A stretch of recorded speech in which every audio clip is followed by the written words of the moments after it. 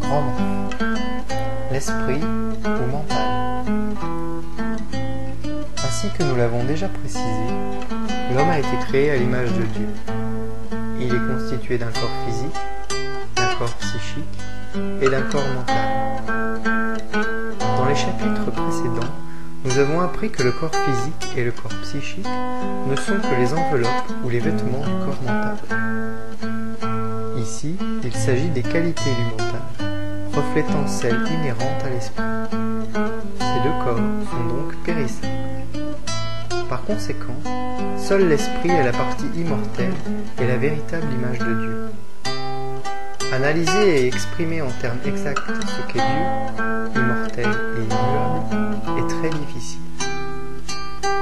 Cependant, ce sujet, ainsi que tous les autres, peut s'éclairer à l'aide de la loi de l'aimant quadripolaire. L'esprit, le moi spirituel, est issu du principe primordial Akasha, de la source originelle de tout ce qui existe, de la manière première d'essence spirituelle. Il s'enrobe des propriétés des quatre éléments, lesquels sont engendrés par l'esprit immortel, image de Dieu. L'élément feu recèle l'impulsion, il constitue la volonté. L'élément air s'exprime par l'intellect, l'entendement. L'élément eau se manifeste en vitalité et en sensibilité. L'élément terre s'exprime en conscience du fait de l'union en lui et trois autres. Toutes les propriétés subsidiaires du mental sont donc les corollaires des propriétés respectives des quatre éléments. Cependant, le cinquième élément, l'éther ou Akasha, possède une caractéristique particulière. En sa phase vibratoire supérieure, il se manifeste par la foi, alors qu'en sa phase vibratoire inférieure, par l'instinct de conservation. Chacun des quatre éléments possède encore de nombreuses propriétés. Celles-ci sont bien perçues au regard de la loi de l'analogie régissant les polarités, positives et négatives, inhérentes à chaque élément. Tous ensemble, ils manifestent le moi, ou mental.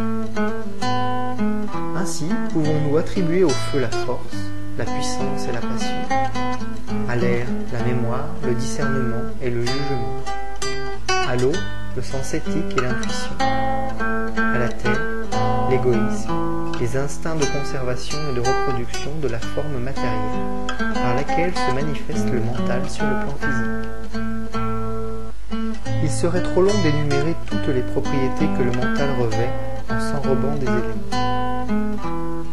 Le débutant peut lui-même en allonger la liste par une étude assidue et une méditation profonde, en tenant compte de la loi d'analogie régissant l'aimant quadripolaire.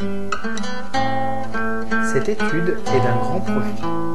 Aussi ne devrait-elle jamais être négligée, car elle promet des résultats importants quant à la connaissance et la maîtrise des éléments. Dans ces trois paragraphes consacrés au corps physique, au corps psychique et au corps mental, j'ai décrit l'être humain dans sa forme parfaite.